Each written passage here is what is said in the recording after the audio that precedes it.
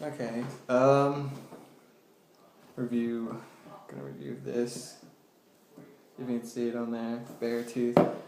Um, it's kind of strange getting into this band because I feel like quite a few people might not know this band. But strangely enough, and uh, it's not something I still like a band that I still like, but a year ago, yeah, probably last summer, maybe last spring. I think last summer. I started listening to Attack Attack a little bit.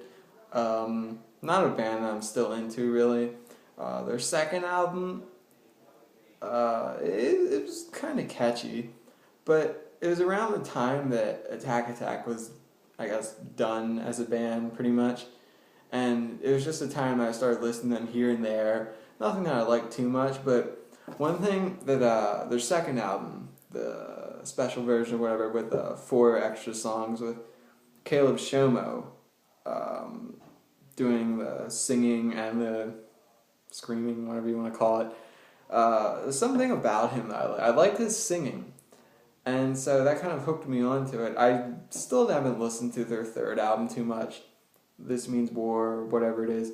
But I did hear, because it was around the time that Attack Attack was done, so I heard that somehow I found out he was starting a new band, and that band was Beartooth. What I did listen to them on their EP, Sick, just make sure I got the name right, Sick, I listened to a couple of songs, and it felt like something with a more natural, aggressive, real sound, more so than Attack Attack, or a lot of bands that are around nowadays, for that matter, because a lot of bands are going the whole digital road, and albums that just are very computerized, it sounds, but something about it just sounded very real, and something that I was very into, something that attracted me in that sense, because now it is more of a rare thing to find a band that, I'm not going to say they're like Beartooth is the most original thing in the world, but something that's just real, I guess. That's the element, the biggest drawing element that I like about this band. So then Disgusting came out a little while ago, released June 10th, 2014. And I didn't listen to it right away. I ordered it, got it in the mail, put it in, and it impressed me a lot. It really did. There are a few songs on this album where, to start off, to say, there's nothing wrong with liking a chorus. Most people, oh, it's just the chorus, all this band is, all they have is choruses, or something like that, But there's nothing wrong with liking a good chorus. And I feel that Caleb Shomo, the guy that somehow got me to listen to Attack Attack a little bit here and there, he can do anything. And one thing that he can do is definitely write a good chorus. One thing about him that I didn't know off the bat about this album is that he wrote everything. He wrote all the guitars, he wrote the guitars, he played the guitar, he did the drums, bass, vocals, he did everything recording this album. He just has a band that plays it live. He did everything on the EP too, the Sick EP. But this album, really, he does everything on it. And the first song, The Lines, it gives you this metalcore sort of feeling to it. It's a good song to start out with, a very catchy chorus, maybe the most chorusy chorus off this entire album.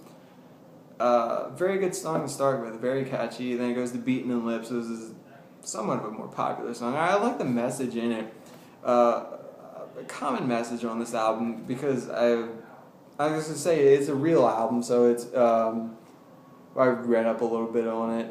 Caleb Shomo basically made this album a personal thing, just sitting around, writing songs, writing lyrics that's all just about what he's going through, just everything running through his mind. So it's kind of a very personal thing, just things, whatever comes through his head. And it's not trying to write a song about this, or not trying to write a song about some event or something. It's just kind of plain out there. I guess a lot of bands might do that, but the one thing it adds a bit to the realism of it. And Beaten in Lips is a song that I think has a pretty decent message. It's about like kids that who have abusive parents or something like that. There's a pretty good meaning to it. But the rest of the album, it seems to follow this kind of fighting off your demons sort of thing, which is somewhat of a common theme in music nowadays. Songs like I Have a Problem, that's a pretty decent song. Meaning, you can kind of take it from the title, I Have a Problem. It's about alcohol addiction. But a song like Me in My Own Head, Ignorance is Bliss, Relapsing, the lines sort of, it's all about this like overcoming your own stuff in a way, or dealing with your own stuff, or having your own stuff, your own baggage, whatever. That's a pretty common theme. As far as vocally goes, I think he's still a great singer. He's definitely stepped up his game. He's a very, very good singer. Surprisingly, because you just never would have guessed it. Well, you never really guess when anyone's going to be a good singer. But he's just a very, very good singer that knows how to write good music. That does not... I'm not going to go as far to say this album is something brand new, it's completely original. But it's definitely something in its own, really. It's a bit of an oasis in this world of... especially if you pay attention to the metalcore, hardcore realm of music. Not hardcore like Terror or something like that, like Counterparts, whatever, Expire. But the hardcore metalcore world, where everything seems to be more core than metal, if you know what I mean. It's a bit of an oasis, almost, if you want to classify them in that genre, but it's so hard to classify this album to a certain genre. It's a bit of hard rock, it's a bit of metalcore, it's a bit of hardcore. It's a nice little thing, and it's just generally a pleasant album to listen to. It's pretty easy to listen to. I kind of made the mistake by now of over-listening to it, so I haven't been listening to it as much lately.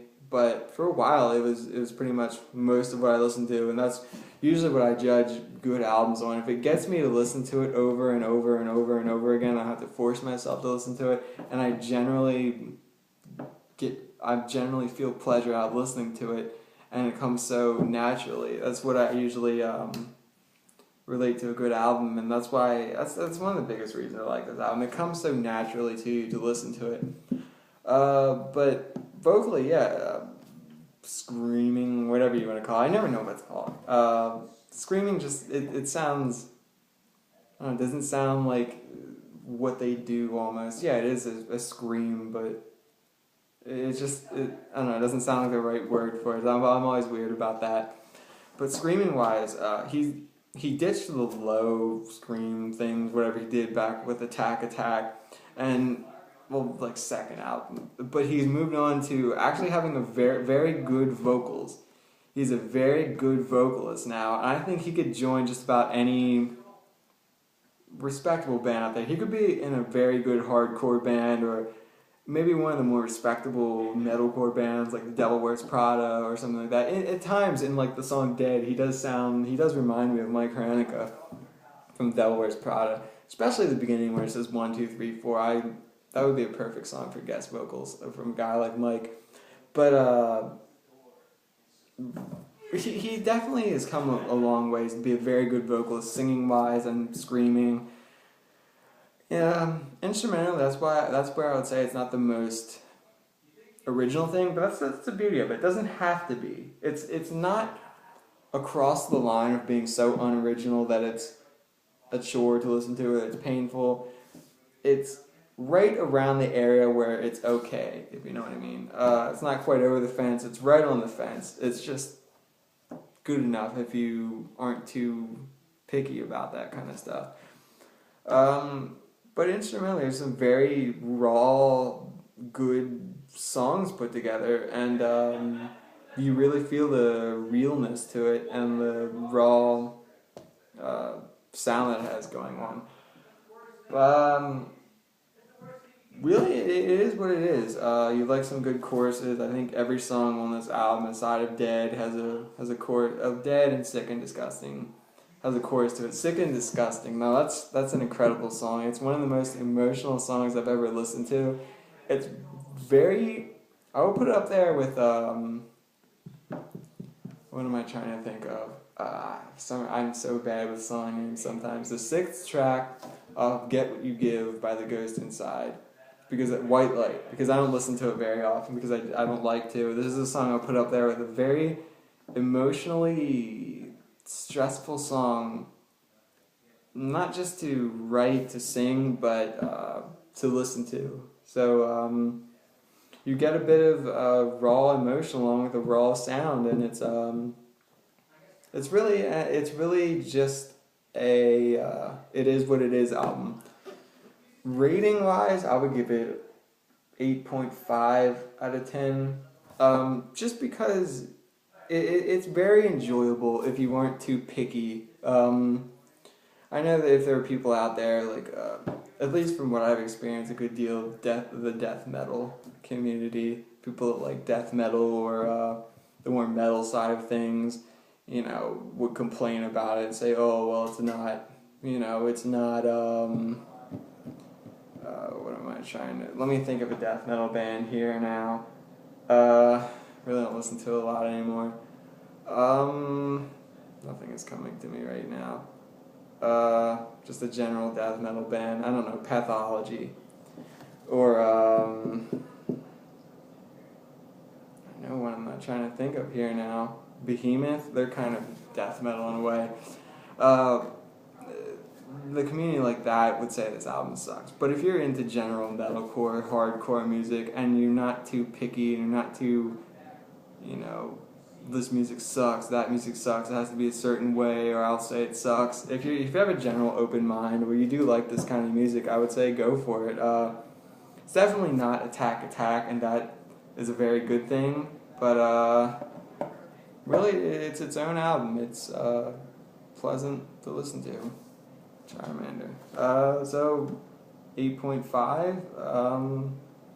Go buy it. It's like $10, I think. Good deal. 12 songs. So